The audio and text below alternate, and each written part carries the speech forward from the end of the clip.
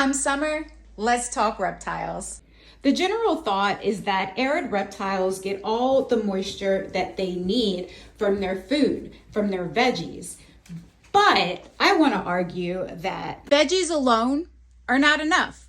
All of my desert enclosures are set up with automatic misting systems. I'm going to show you what that system looks like, and I'm going to show you how I run the tubing and set up the mister nozzles. this 55-gallon garbage can is my water holding tank. It's connected to a reverse osmosis system. All of this water is filtered. It's connected to water pumps. I have this water pump here that serves enclosures, and I have that water pump back there that serves all of my roach and other insect bins. Coming off of this guy is a manifold, and off of these individual connectors are my tubings running to their respective enclosures. Inside there she goes, sorry Baba. So inside of her enclosure, that's my Yemenensis female. Her name is Rose. There are 2 misting nozzles strategically placed in her enclosure. And this is what it's like when the misters are on. A fine mist sprays from the A fine mist sprays from the nozzles onto multiple surfaces in the enclosure.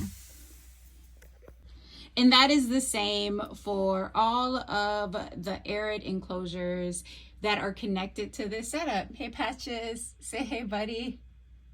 So here I have 2 enclosures that I'm in the midst of adding into the system.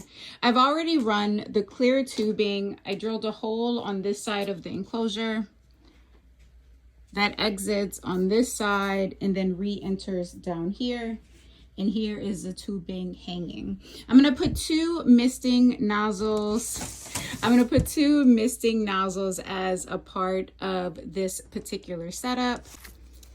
Here's another example of what the setup looks like. Hey Saffron. I'm working with these simple nozzles. I purchased them from Amazon.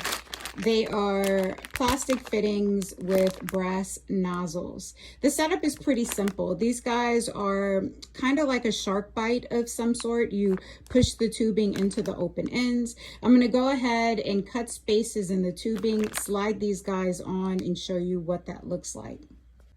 So now I have each nozzle connected. Let's see if we can get it to focus. There it is. So each nozzle is connected, and I positioned it to where I want it to spray. I try not to spray the actual basking spot too much. This one is positioned to spray on this plant area back here. This one, there we go down there. Let's focus in. There we go. It's positioned to spray on this plant area back here and other parts. If I come down to Darla's enclosure, we have a very similar setup, one there, one here, but I added her a 3rd mister right here, which is going to spray her basking spot a little bit, but it's primarily for spraying her plant in this back corner here. So it comes over and the tubing is connected to this T connector here. And it sends the, come on, focus, there we go, connected here, and it sends the water into this enclosure and that enclosure. Let's test it. The water is shooting through, and let's see. All right, awesome. So we have our mist.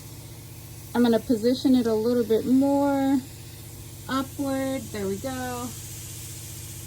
Cool. Okay, that's one's doing well. Let's check out this one. All right, cool. This one is also doing well. Let's check out these guys down here. Nice. The one in the middle is also doing perfectly. And this one is spraying a little bit more on her basking spot than I want. So I positioned it up a little bit higher. So it's going directly for that plant in the back.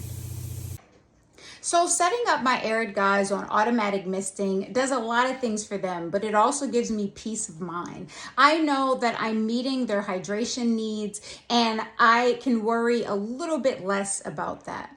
When it comes down to desert species, it's highly likely that a lot of us are keeping them way more arid than nature would provide for. And it's important that you think about the natural history of the animals that you're keeping. For example, some of my uromastics, marinates and my yemenenses, they're coastal uromastics and they're from regions where the humidity can get up into the 80s. So it's important that you're thinking about these things and you make sure that you're providing for their natural needs. Don't use a one size fits all regimen for these animals. I have other uromastics like my flaviflaciatas, and they're from a drier area. I do have them set up on automatic misting, but I only have one nozzle in their enclosure as opposed to the 2 and sometimes 3 that I have in my yemenenses and my ornates enclosure. So it's important that you think about these things and that you don't look at your arid reptiles as a one size fits all, that you look at where they're from, look at the humidity levels of their natural habitats, and make sure that you're providing for those needs. All right, that's what I got. I'm out.